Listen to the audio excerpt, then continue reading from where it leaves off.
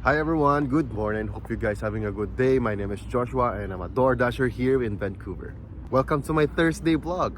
So time check, it's almost 9 o'clock in the morning and we're about to start doing our DoorDash. The weather is really nice today. We're gonna do a food deliveries around 4 to 5 hours. So enough with the talking, let's go and start our DoorDash. Yar! Kailan kaya matatapos tong building na to? Makausap nga si Trudeau. Anyway, may first order tayo. Huwag na tayo magpasikat pa. Tara na! Para makuha natin yung order, kailangan natin silang tawagan sa number na to. Kaya tara, tawagan natin sila. Calling, ring ring. Napaganda talaga ng weather, lalo na pag maaraw. Pero, trabaho tayo eh. Ganda ng panahon ngayon, tapos bigla na lang uulan. Hindi talaga mapredict ng Vancouver weather. Anyways, let's just enjoy the weather and deliver natin yung order and maghanap pa tayo ng mga order na tamad. If you're still watching this video, please don't forget to like, comment, and subscribe on my YouTube channel para mag-enjoy tayong lahat sa kakanood. Enjoy! Your destination is on the right.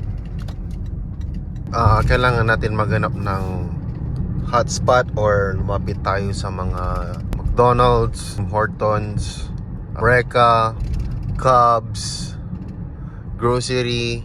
Hindi pa nag-open yung mga restaurants kasi it's 10 o'clock, nag-open pa lang sila. So yeah, let's hope na makakuha tayo ng delivery agad. Alright. Moda rapachi sugaru I stuck in a kilapalari. Sigaro bare kumarti. So second order natin is uban mi. And tara kunin na natin. Hi, good morning. For Connor, DoorDash. So we just waited for a couple of minutes and we just got the order real quick. So that's good for us. Your destination is on the right. Uban mi, uban ma. So nakakadalawang order na tayo after a couple of hours. Medyo matumal pa kasi morning siya, pero hopefully maka-bounce back tayo. Check, it's 11:14. As you can see, advance yan ng 3 minutes. 23 degree. Hindi siya mainit, which is really good naman. Medyo chill lang. Wala nga lang order. Ang tagal.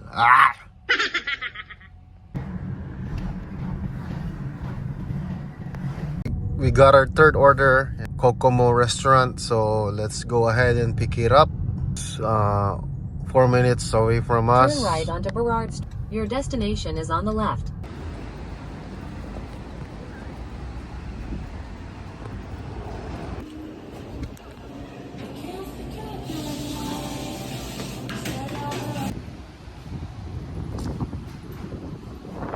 Pick up with siren.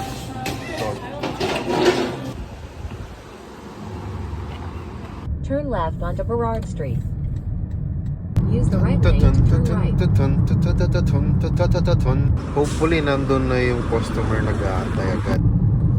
So good thing na-deliver agad natin yung order and the customer just waiting doon sa pintuan. So it's a good one naman talaga. Third order natin is M&M Market. Let's go. Order natin is sa M&M Market and kailangan ng catering bag. So hello. Hi, I got a DoorDash for Carol. DoorDash for Carol. It's a small town world in a lonely world. Nice. Turn left onto Old Bridge Walk, then turn right.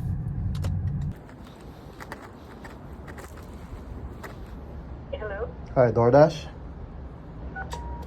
Every time na may nag-o-order, laging nasa dulo yung kwarto. So yung location niya, according to the GPS, is nasa likod, all the way at the back. 200 meters. Ako naman, I need to go walk. Oh, Canada, tanging ikaw. FBI, open up! Aya, papi. Seriously? NANI? Come on. There's a stop sign there.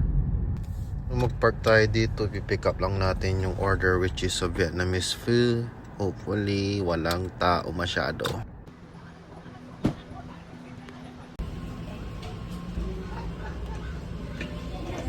Hello? Hi. In 200 meters, your destination will be on the right.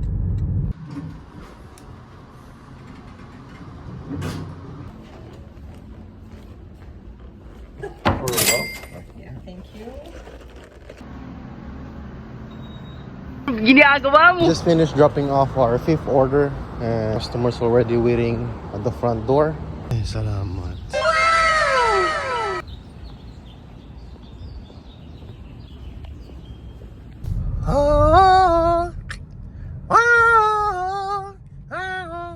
Stop it. Get some help. Meron daw yung bagong kanta. They're called Salamin. Salamin, salamin, salamin ng takdang panahon. Idol talaga si Malupiton do.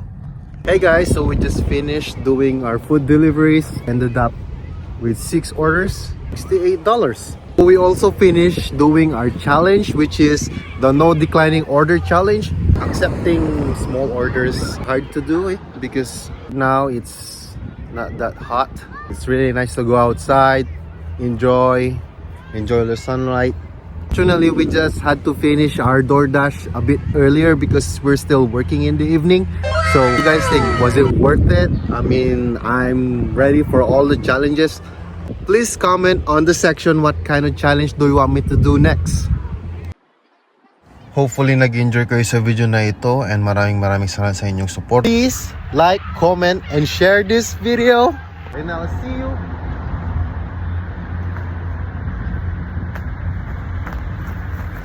And I'll see you next time. Peace.